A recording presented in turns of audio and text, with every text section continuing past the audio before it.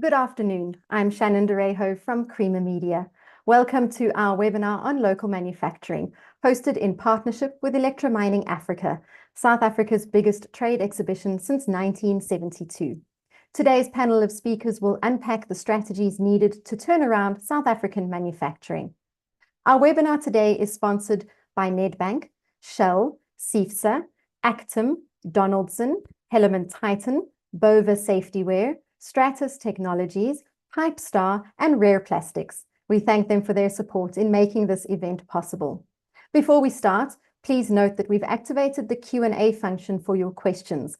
Please direct any questions to the Q&A box located at the bottom of your screen. While we may not get to every question during our hour together, rest assured we'll review each one. Additionally, the chat feature is enabled for your comments and insights.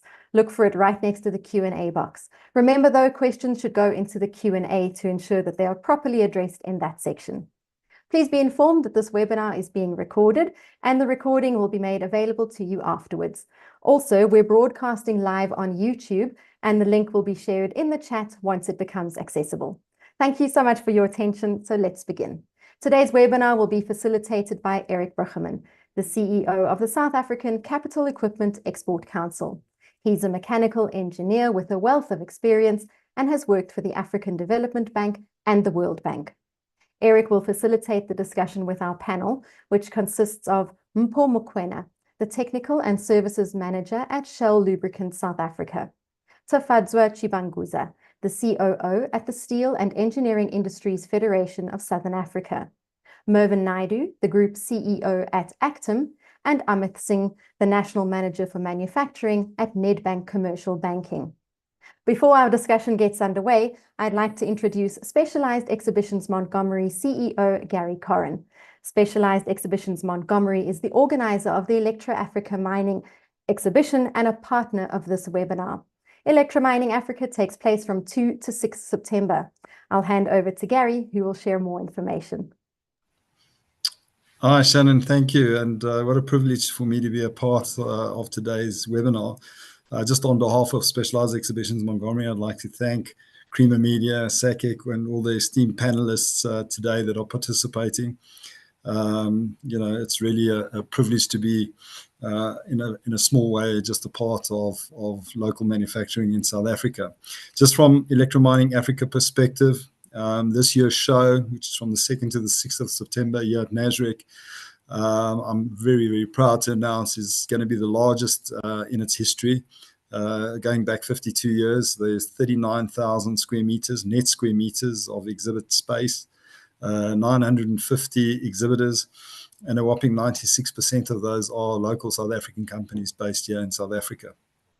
We will have a few internationals from Southeast Asia, Europe, North America, displaying their wares, but it is essentially a South African brand and a South African platform for trading in the mining, industrial, manufacturing sectors of the South African economy. This year, an added attraction is the Local Manufacturing Expo, which is being held in Hall 10.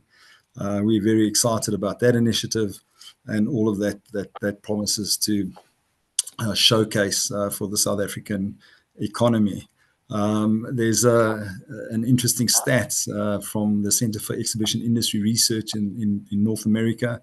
They show that over, I think it's about five decades of research, that on average, every visitor that comes through the doors to an exhibition, at least one of those visitors comes on a ticket that's been invited or an invite by an exhibitor, and the balance, the other visitor comes through on an invite from the organizer. So it's a collective team effort, and statistically that means that this year's show is bound to attract substantially more than the 30,000 trade visitors we had 2 years ago. So a lot to be excited about, a lot of positive anticipation, and like I said, in some small way, just a privilege for us to be a part of a catalyst in the context of South African manufacturing, and doing our little bit to bring buyers and sellers together to see the latest technology, to see the latest offerings,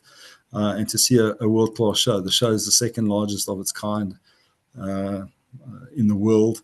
And once again, Just really proud to be South African, if I may, because I know we have international participants as well. But, you know, even in the Olympics, I see we've won a gold medal as well. So just in our small way, we can operate at a quality level. And yeah, the event should hopefully be a world-class showing. So from our side, thank you for the opportunity to express that, to invite everybody to the show.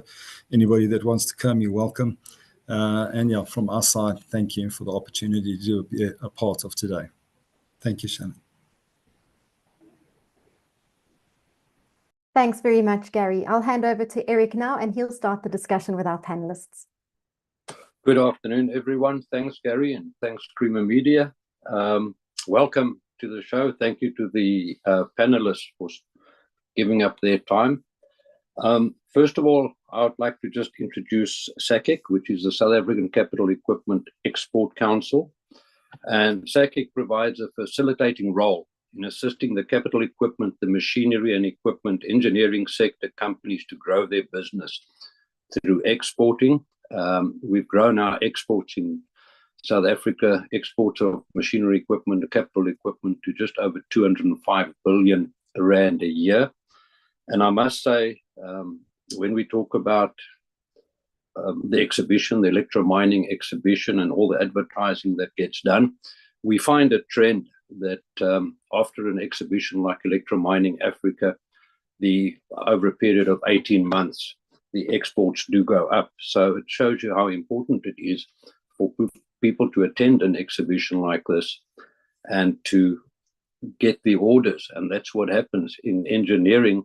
It's still a very much people versus people. People want to meet people, and people want to see, touch, and feel product. And of course, at the Electra Mining, you've got the best of the best local South African manufacturers showing off, showcasing their goods. On that note, I just want to give a quick background to the manufacturing sector and where we stand at the moment. It is no surprise to tell you that our manufacturing sector has declined over the years. And I'll just, over the past 25 years, in the year 2000, South Africa employed roughly 2.9 million people in the manufacturing sector. But you must remember, at that stage, we also only had a population of about 38 million. In 2023, our sector employed approximately 1.5 million people, and we've got a population of approximately 67. So you can do the maths yourself and see where we are. Some of the provinces in South Africa have more employable people unemployed than employed. And this is where it becomes very important in the manufacturing sector to start and having a look at what are the options we have to increase our manufacturing sector. And the unemployment rate in South Africa is about 34.9 or 35%. This, of course, creates another problem. And we have it that if you have a look at our township economic or our informal sector, and I was reading articles about this, is that our informal sector employs approximately 7 million people, and their turnover, the amount of money they spend in the informal sector is about 75 billion rand per year. And this has its own problems because obviously they're not contributing to the system that they are supposed to be contributing, and it's an informal sector. And the second problem that we have in South Africa, of course, and why we see our decline, is because we have a lot of imports. And our imports, what the imports in reality mean is that we employ people overseas. We employ people in other countries manufacturing goods for us in South Africa.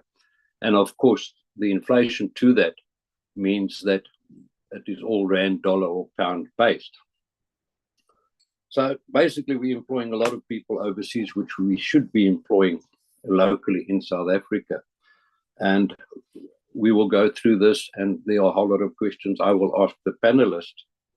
But that is just to give you a short background of where we are.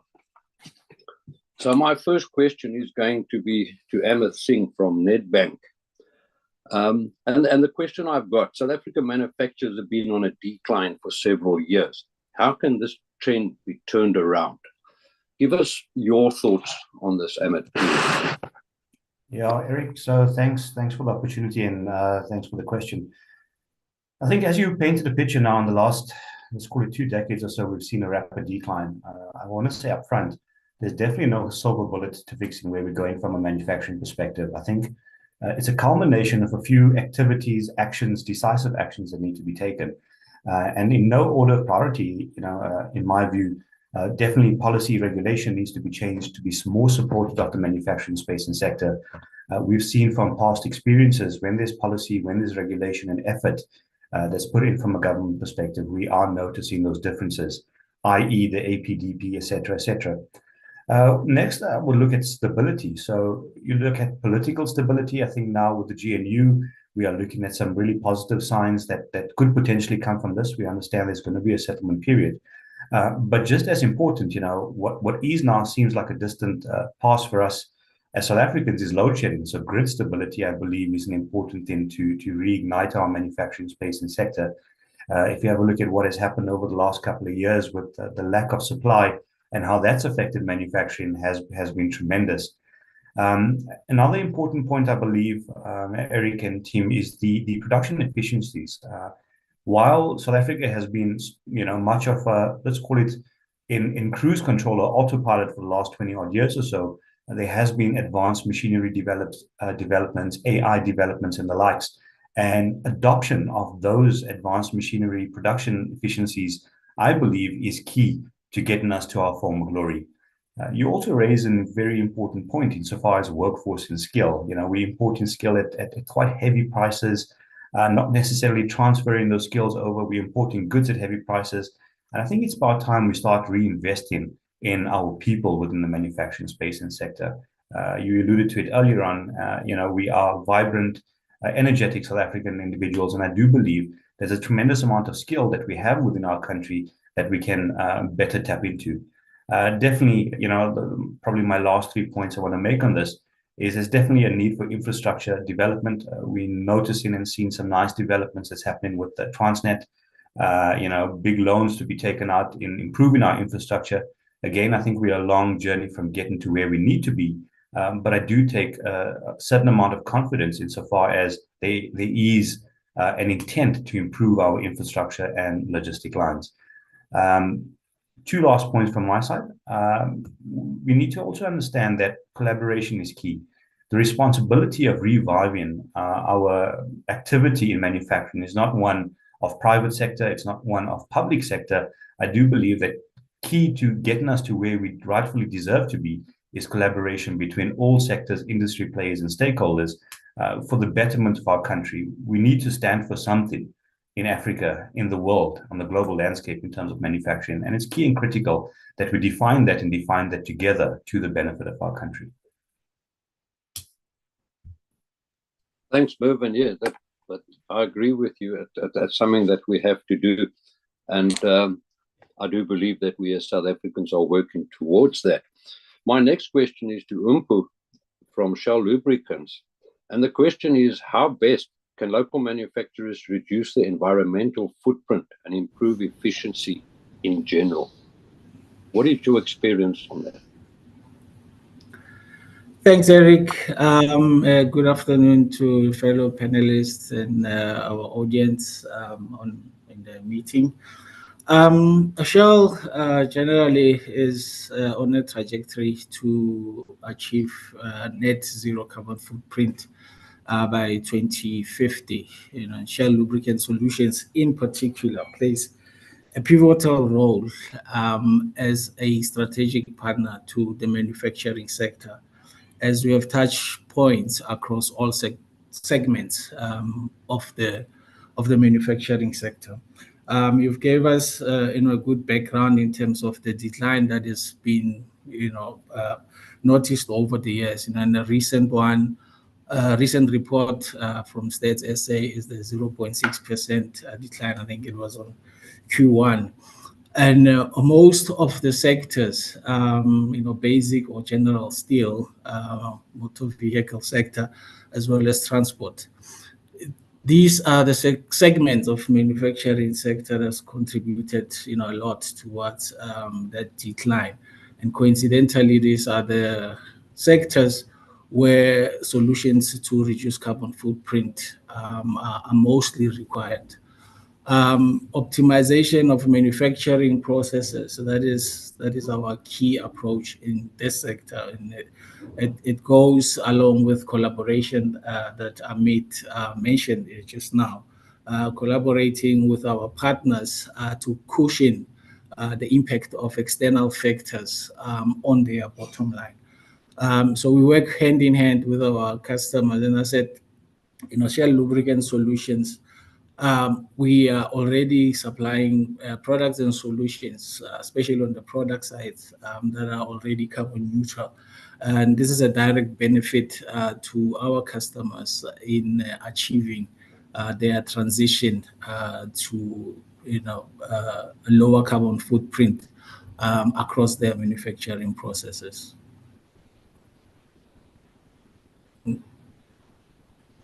Thanks, Mfu. And I think if you have a look at it, especially our panelists, and I'd just like to say that even Shell and Nedbank, Actum and CIFSA are all leading the industries pretty well in South Africa at the moment. And it just goes to show, if you listen to the comments made, the positiveness that you have, and the good work that everybody is doing. And my next question is to Mervyn Naidu from Actom, is how would you describe the demand for locally produced products, current trends, and over the past few years, and what factors are supporting this trend? Mervyn, floor is yours. Good afternoon, Eric, fellow panelists, as well as webinar participants. So Eric, my view is that firstly, infrastructure spend has generally been depressed over the past few years, and we see that by way of the fixed capital formation numbers. I think fixed capital formation in the country over the past 10 years dropped from about 20% to down to about 12%. And with that, the country's been primarily on a call it an aftermarket type economy with depressed capital investment. In saying that, where we sit today, the power generation in the country sits between 30 to 35 gigawatts of power being generated. There is demand beyond that, and the demand's projected to increase. And with that, there's also the migration towards renewable energy, where some of the older power plants, your coal-based power plants, get retired, and there's a migration towards renewable energy. So there's a demand for new power generation projects in the renewable sector as well as other fuels. And one of the key things with that is that these new power projects are scattered across the country. The current transmission network is concentrated primarily around one province called Mpumalanga. So in order to unlock the potential of these new renewable projects and IPP projects, there's going to be a massive need for investment into the transmission infrastructure of the country. And I think the estimates are a build program of about 14,000 kilometers of transmission line, approximately 170 transmission substations. And all of these initiatives is going to change the trend when it gets to demand for manufactured product. Our expectation is that we see a massive, projection in terms of demand going forward over the next 20 years plus, and that will ultimately stimulate manufacturing in the country.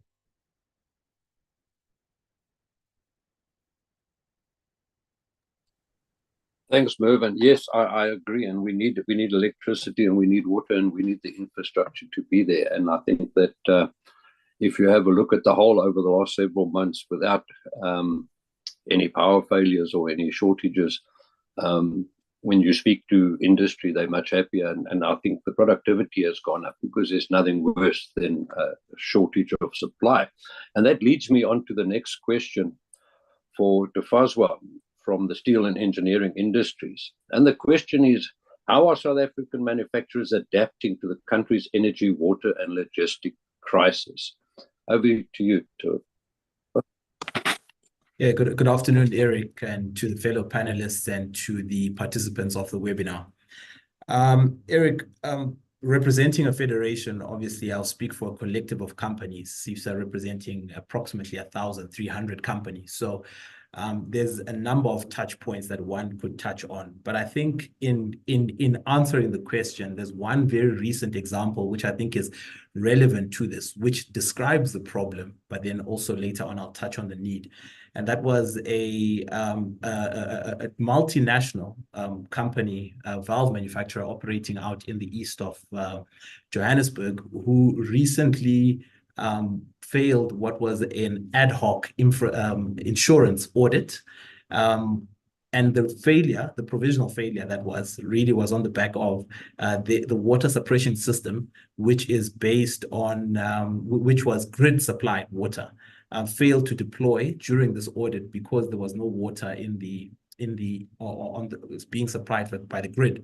And obviously the response by that company, which was the insurance condition, was then to invest approximately 12 million rand to then to put in place a backup water suppression or fire suppression system at a substantial cost of 12 million rand. We also, sometime last year at the height of load shedding, also did a survey on what members were investing in terms of alternative energy supply. A lot of that was going into gensets. About 67% of about the 200 megawatts that were deployed across the board. We're going 67% of that was going into gensets.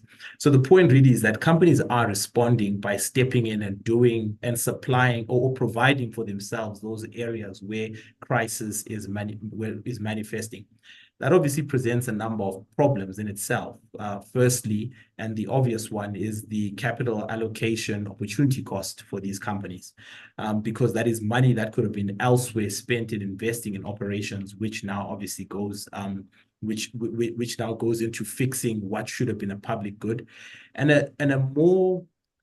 secondly and less in your face, but also important, is the Reserve Bank has repeatedly highlighted the impact that administered prices are having on the country as a whole.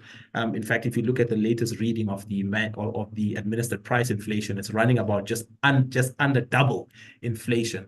So the point really is that the impact of all these inefficiencies are then breeding in cost, and the issue really is that the end consumer is ultimately the one who pays for that inefficiency, and for the solutions that these private sector companies have to then step into and deploy.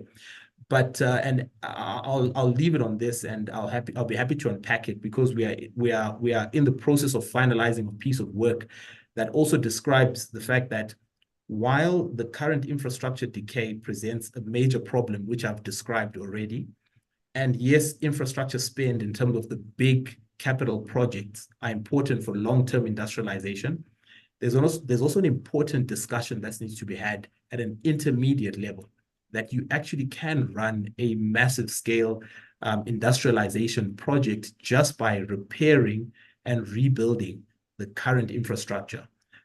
We've done some work in the water area and the type of investments that you'd be looking at from a refurbishment and repair. On the electricity side, Mervyn has spoken about the transmission network as well as some work as well on Transnet, or on the logistics side, not just Transnet. And I mean, some of the numbers that we are coming to would be looking at in the order of excess of 100 billion rand a year investment across these three areas, of course, just on refurbishment, and that's on a medium-term basis. So therein lies a bit of an opportunity for intermediate industrialization, if you like. Thanks, Eric. Thanks, Stefan. I mean, it's amazing, and if you have a look at it, if we do just have to repair the infrastructure that we've got in South Africa, that would create an enormous amount of work for an enormous amount of people, and hopefully we can get the right people to do it, and that we don't import people to do this kind of work, and we do it locally. And that brings me to the next question for Amber, and that is from Nedbank. what innovation financing solutions does Nedbank offer to help South African manufacturers expand their operations? Eric, thanks. So I want to touch a little bit on innovative solutions, but I think more important than innovative solutions, we need to understand as to where we are in the financing cycle of banks. I think it's gone with the days where banks are providing off-the-shelf solutions to any particular client or business out there. These unprecedented times that we've seen, particularly elevated and further exacerbated since COVID, has been astronomical. So, since then, we've had a whole host of things, from Russian ships to wars, Trump sagas, and so on and so forth. So, there's been a lot of instability, both micro and macro level. And for us, as a responsible bank, to give off-the-shelf solutions to any particular business out there, be it manufacturing or not, will be irresponsible of us to do that. So, I think one thing that we pride ourselves at quite closely, Eric and team, is that prior to even getting involved in the manufacturing sector, we've taken some time out to actually understand what are the nuances with the space, understand what is keeping our clients up at night, what are the press points for them. And that's basically on how we founded and developed and designed our solutions and our offerings to this particular space. I'll give you an example, probably the best way to explain it. And I think there was a question or comment that was made with regards to renewable energy and sustainability, and how do we go about funding and financing this. And it was that in mind that Nedbank understood at that point, it wasn't necessarily critical that we only play a role as funders, but also aid and assist our clients in navigating going off grid or whatever solution they might require. And us not being, the specialist in electricity or alternative energy, we actually at that stage partnered with a company to aid in our assist our clients insofar as what alternative solutions do they have in terms of electricity. And it was through those initiatives that we not only aided and assisted our clients in funding solutions that's appropriate, fit for pocket, fit for business, but also assisted in providing the right solution for that particular business. So, product solutions is not necessarily the be-all and end-all. I think it's understanding the particular nuance with that business, and there could be a various amount of factors that play into it.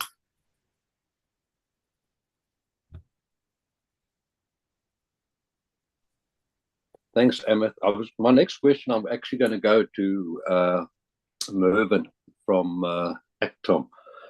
And it's a stupid question, but it's a very valid question, and we need to ask this question. And people might say, this sounds like a common sense thing, but it's not so much. And the question, Mervyn, is why is manufacturing so important given the contents of the South African economy, social economy? Can you give us an answer to that? Your opinion. Yes, Eric. So my view, when you look at firstly the demand that does exist, given the scale of what needs to be done in the sector, when you look at manufacturing over the years, it's declined as a percentage of GDP, as a contribution to GDP in the country. And for me, when you look at the scale of demand that's here and needed for the future, for me, it's so crucial that firstly, as a country, we sit with a massive unemployment crisis. Youth unemployment, I think from the age group 18 to 24 sits close to 70%. And for me, we need to use this demand, leverage of this demand to create localization opportunities where we employ, local people, manufacture and benefit SA Inc. at large. And in so doing, we actually increase the economically active population in the country. You reduce the basic income grant and social burden on the state. You get people more economically active, and through that, help GDP growth, stimulate our economy. And when you look at South Africa, historically, a lot of infrastructure projects, whether it be in the logistics side, on rail, on ports, in the power generation, transmission, and distribution sectors, historically, a lot of that product was locally manufactured. And for me, I think it's the perfect opportunity to leverage off the demand that does exist to help resuscitate our economy, to reindustrialize our economy, and thereby facilitate GDP growth, but turn around the current socio-economic crisis that we sit with as a country. And that's the one consideration. The other key thing as well is that, when you look at manufacturing, through localization, you have an element of, skills transfer, and that across various elements. And for me, what's key is that you develop the skills that are able to also support the aftermarket of the product, to maintain the product. And for me, that's a key consideration in any investment, where you need to look at total life cycle cost and the fact that you're able to support the product in the country. And that, for me, is key. And manufacturing can be, that platform to help, solve some of our country's problems. Thank you very much. Yeah, and my next question is going to be to Mpu from Shell. And the question is, how are Shell's industrial and commercial lubricant products supporting the sustainability of South Africa? And what products does Shell have in the pipeline? And are the potential benefits for local manufacturers? Two questions in one, Mpu, but I'm going to ask them both at this stage, hand in hand.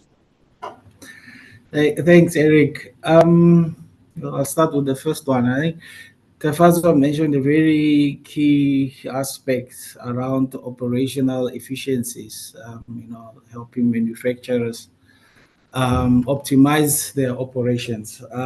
Shell Lubricants Solutions, we've gone beyond just being a commodity supplier.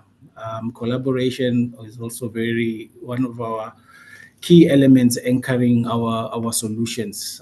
Collaboration, sustainability, and digitization for optimization, because it has a direct impact on companies within the manufacturing sector, and helping our partners, customer partners, reduce their maintenance spend, reduce their total cost of operations, has a direct impact on their profitability, and thus turning around their output in terms of production. I think when it comes to digitization, some of our solutions like Shell Remote Sense, we use data analytics to spot very early potential failure to critical equipment, and thus, avoiding costly, unplanned downtime. So that is where, as Shell Lubricant Solutions, we are positioned currently, and that has also optimization has direct impact on your carbon footprint, within their overall value chain. And we have seen the demand for sustainability products, globally. It's forecasted, about 11% compounded annual growth rate up to 2027. And, most manufacturers see this as a saving to help them sustain themselves, sustain their productivity and profitability. And the second part of your question around the products in our portfolio, I think over the last 2 years, Shell PLC has made some very strategic acquisitions globally, which have become available for the South African market. I think it's 2022, Shell acquired Panolin Oil, which is a Swiss oil company that focuses and specializes on biodegradable lubricants, which is now part of the Shell portfolio. In 2023, Shell acquired Midel and Mevolt, that specializes in natural, fully synthetic ester transformer fluids. And also we acquired Daystar, which specializes in the generation of clean energy through solar system. I think this on its own signifies the intent and commitment by Shell, not only to support local manufacturing companies, but in transitioning to net zero carbon footprint over the next 15 to 20 years. Over and above that, we are in the final stages of, talking to very critical stakeholders, partners locally, to introduce specialized waste oil collection systems, which focuses on circularity.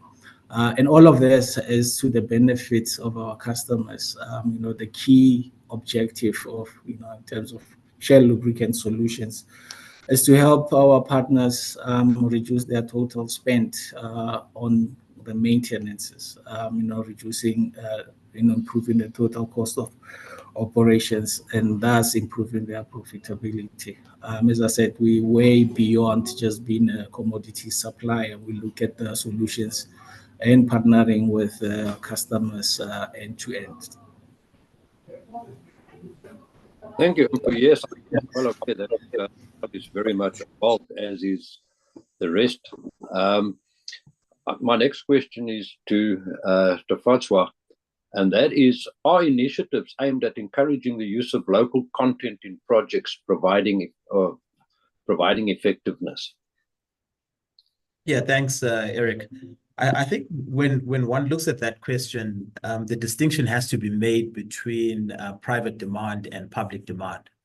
On the public side, you can legislate for it, right? In the form of, for example, writing a designation note that state organs will buy X with X local content. That's fairly straightforward, although we've gone through a very dry period, or gray period, if you like, where the public procurement bill, only signed now, has been in the production, if you like, for the better part of the last 2 years, which in that time, the interim regulations that were holding fort during that time allowed for anything and for state organs to either buy importing or locally, right? There was no strict prescriptions around how they procure. So that is one area that now with the public procurement bill, as well as the designation discussion, there you can legislate for.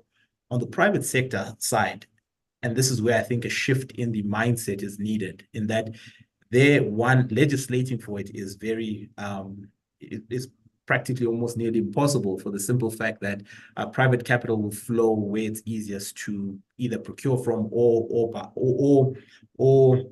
procure from. And why I make that distinction is because, for example, if we look what happened in the mining sector, where there was an attempt to follow a stick approach to mining procurement, that piece of instrument ended up in the court and then obviously ended up being set aside. So that's where I then highlight that I think in that area, there needs to be a critical reform in the thinking around incentives. So be it incentives around write-offs for buying for the extent of local content procurement, etc., where you actually create a business case for private sector companies to buy local. I think there you could have something sustainable, that you would have private demand looking at buying local, but legislating for that area becomes very difficult. On the public procurement side, of course, as I mentioned, that's where we now go into the public procurement bill, and we welcome the provisions for designation specifically, because that historically did work to support some industries across the metals and engineering value chain. And we see it also playing an important role for state organs to play an important role in supporting demand. Thanks, Eric. Yeah, I'm glad you mentioned that. The preferred procurement and buying from local manufacturers is a big thing in South Africa. And if you have a look at the spend that our state-owned companies have and that they're spending, including the local municipalities, if we could just transform that, instead of importing and buying from local suppliers, whether they're small local suppliers or big local suppliers, and I'll talk about that just now because we had a question on that, that would make a huge difference, and that will grow the economy exponentially, instead of just keep on the import side. But my question now for Amit Singh. Eric? Sorry, yes. Sorry, man. Before proceeding, just I think on 2 points to go back to. I think Mervyn was asked a question on the importance of the manufacturing space and sector, and I just want to add my voice into that aspect. And I believe Mervyn touched on it very well. But to further exaggerate it, I think quite often as South Africans we are accused of being followers and not leaders, and we have a lag effect in our country relative to what's happening globally and with other developing or developed countries. And this we could use to our benefit or advantage. We've seen from experience our BRICS countries. We've seen Rwanda, we've seen various Cameroon, etc., various other countries that are utilizing manufacturing as the gateway from developing into developed countries. So, further than just the GDP contribution, employment, jobs, less pressure on government, and so on and so forth. If we are really to own, our rightful place again, I'll make mention. I do believe the gateway is through manufacturing. We've seen this being played out in many other developing countries that are now powerhouses from a global landscape perspective. And with South Africa having developed infrastructure that does require investment, I appreciate that. But where we stand as formerly being the gateway to Africa, there's a massive opportunity that we have on the table with regards to manufacturing and reinvigorating that sector, to develop into where we could potentially be. That's the one point. The other one, the comments that were made, or some comment that was made a short while ago about our import costs and where we importing from. There was a comment also on the chat that was made relative to, can we compete with the likes of China, etc.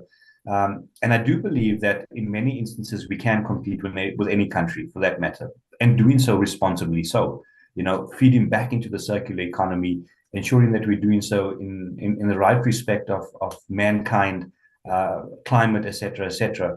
But the one point I want to make is that we also, as South Africans, in our individual capacities as well as our businesses, should take the responsibility upon ourselves to stop associating quality with country. And I say this very often, is that back in the day, if you were to buy a car or purchase a vehicle, you would buy from a particular country, a German vehicle, wear Italian suits, eat with Swiss chocolate, and all these, let's call it cliches. I want to clearly stipulate that if we have a look at our production facilities, our manufacturing plants that we have in South Africa, we are major players in this space. These are world-class production facilities. And as each one of us as South Africans, we need to stop associating quality with country. We do have quality here. And if we all support locally in our individual capacities and our business capacities, I believe that just that small change in mindset can fundamentally shift our local development, our local research and development, and our local economy with regards to manufacturing. Thanks, Eric. No problem. Thank you, Emmett, for that. And I can just add from my South African Capital Equipment Export Council, we obviously have a look at the exports and what the exports are doing, and we have a look at our members. And I can say without any doubt that all our members are world-class manufacturers. And if you see their manufacturing plants and what they do, and in my opening remarks, I was mentioning that just in the machinery and equipment, capital equipment, we are exporting over 205 billion rand a year of goods.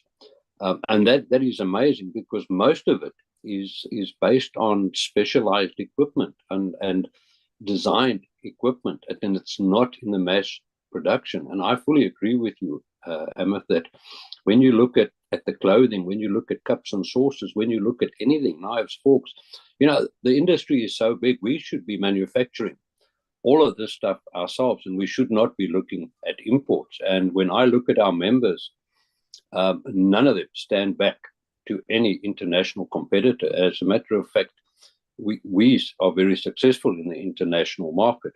But saying that, I want to go now to Mervyn and ask Mervyn the question, as an industry leader and the largest manufacturing solution provider, repairer and distributor of electromechanical equipment in Africa, which sectors has Actom identified as having the potential for local content, and the biggest? Mervyn? Yes.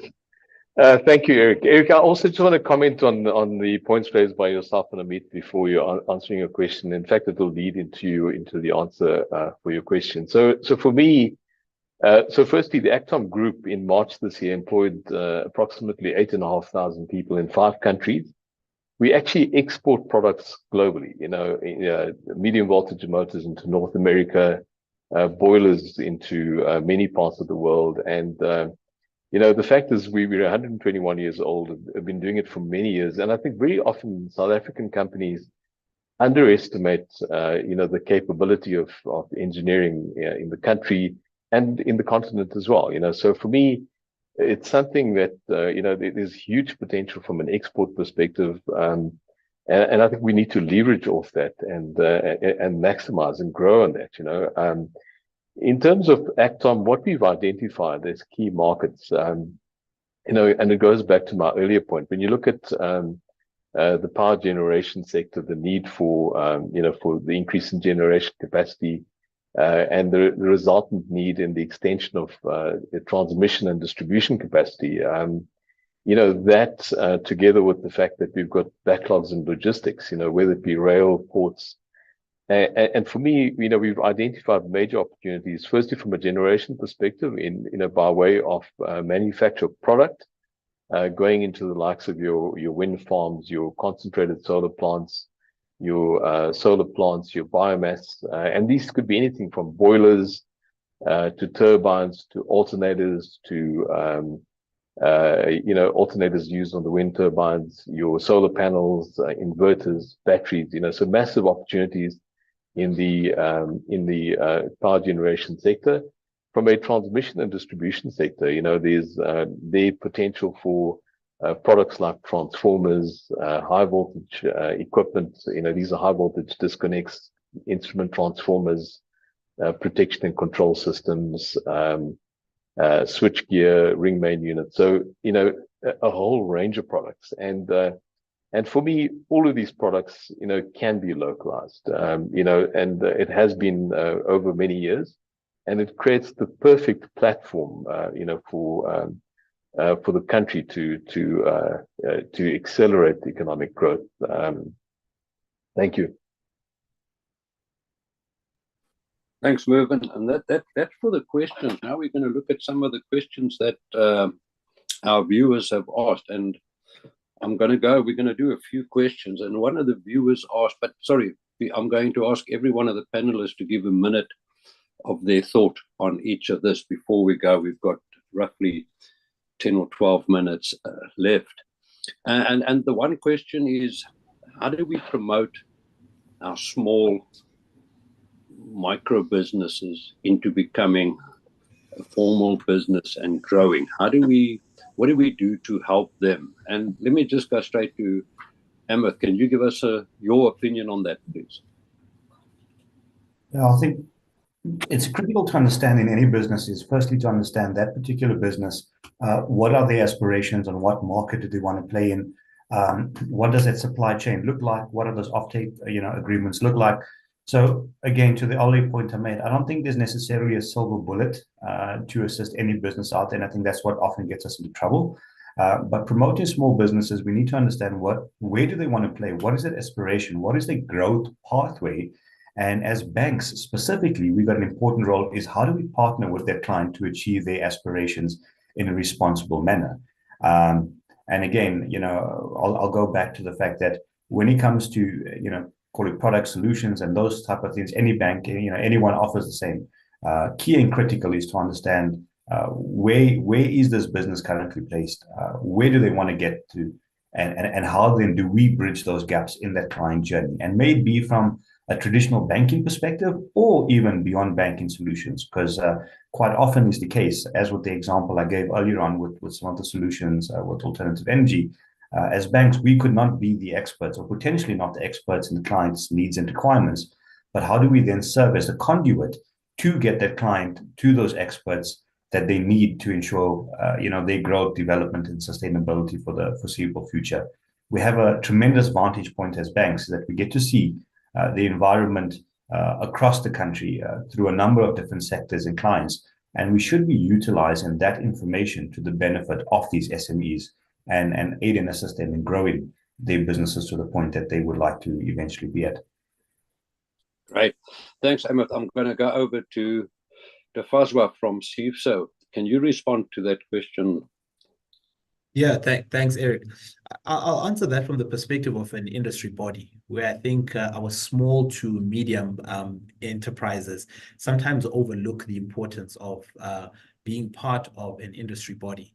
And in this case, this is not necessarily punting up CIFSA, but it's the Export Council, SACIC, because in an industry body, you then have access to the larger companies, the Actoms of the world, just from a network point of view, as well as from an exchange of ideas point of view, because your question was, how do we migrate them from small to large?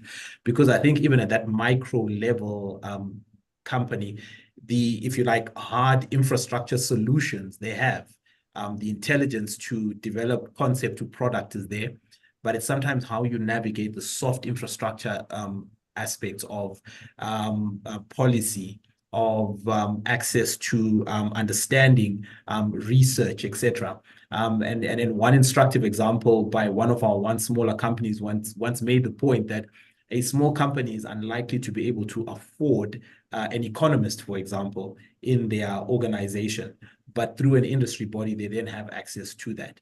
So I would make that point from my perspective, also given the fact that I'm sitting in an industry body.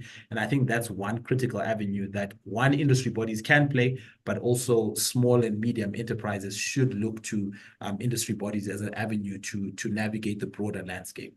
Thanks, Eric. Thank you, François. Yes, we've done that, and we've been very successful in taking some very small companies and mentoring them, and especially going to local exhibitions like the Electra Mining Africa, and that's why we got the LME at it as well, where we take young companies, up and coming companies, and we introduce them to the bigger guys, and we facilitate and make sure that they don't get an order that's too big that will go make them bankrupt. So we've done a lot of this work, and we will continue doing this. Let me ask Mervyn. Yeah, I think, Eric, on that question, I think for me it's so important that we have inclusive growth, and SMMEs are key towards us reducing the unemployment crisis that we sit within the country. And how do you get to develop SMMEs? And for me, it's about saying, how do we use infrastructure projects, localize, and kind of develop your supplier base as well. Where you go through various programs, incubation programs, and I think these things are absolutely crucial, where you look at all stakeholders, inclusive growth, and thereby turn around the current situation that we have in the country. So.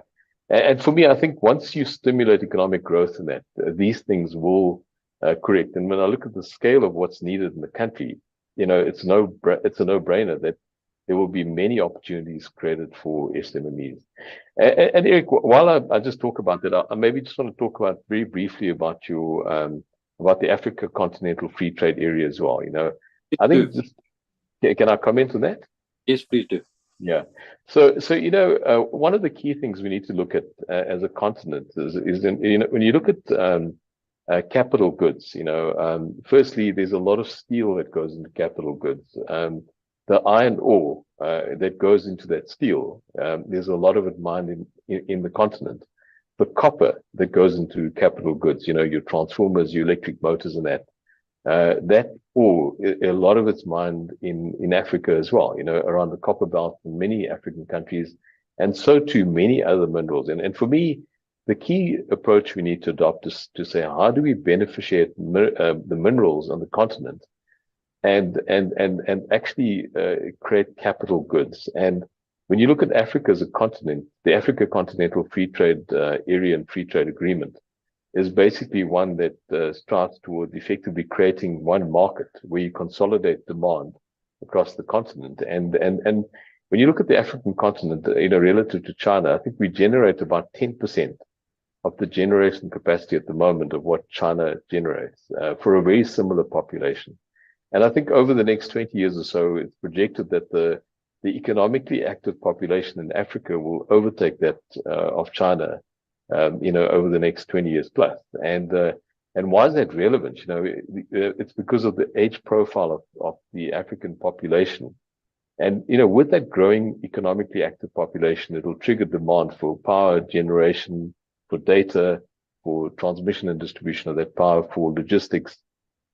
And for me, what's so key is that you use that demand to actually help localize, where you embrace local economies, embrace local people, employ local people, and thereby help create GDP growth across all countries, and I think that's the kind of approach we need to adopt, in Africa Inc., where you leverage off the demand on the continent that benefit the people on the continent. I know that through the Electrical Export Council and ourselves, together with some other export councils, we're very big on this Africa Inc., incorporating Africa and trying to do a lot of work in Africa and grow it.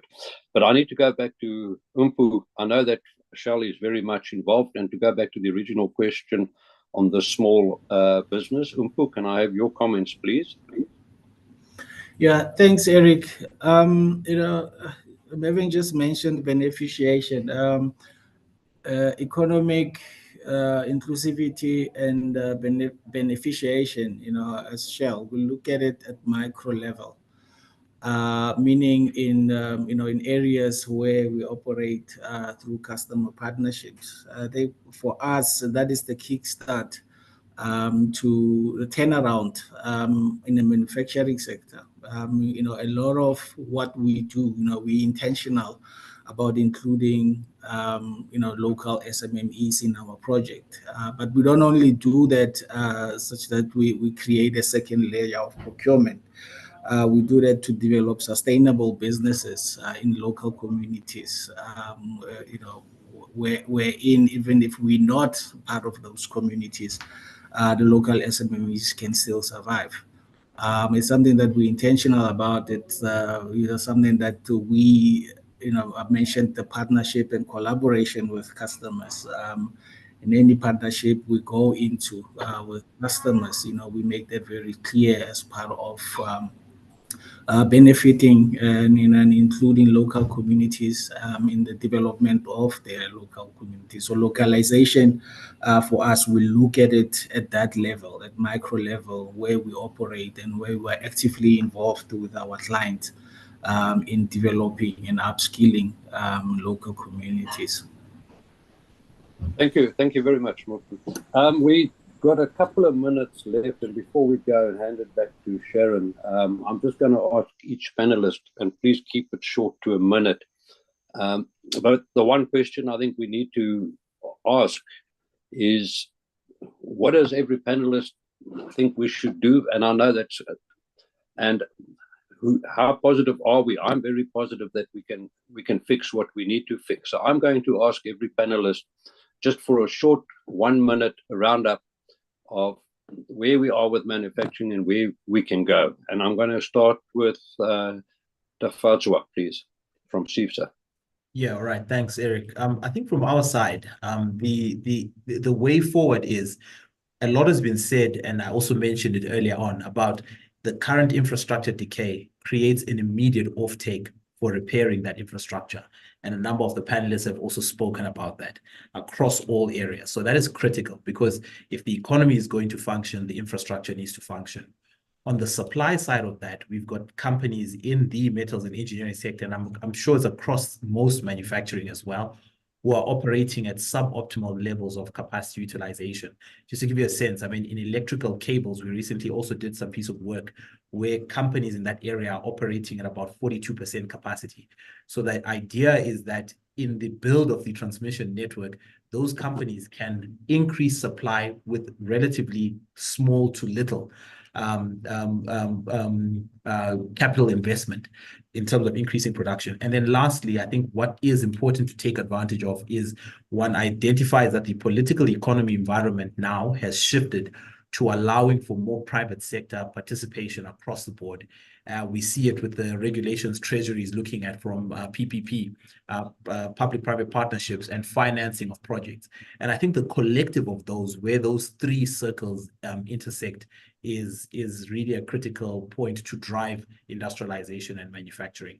So that will be our submission from our end, Eric. Thank you. Thank you. Thank you so much. Umpu, from your side, your closing remarks. 1 minute, please.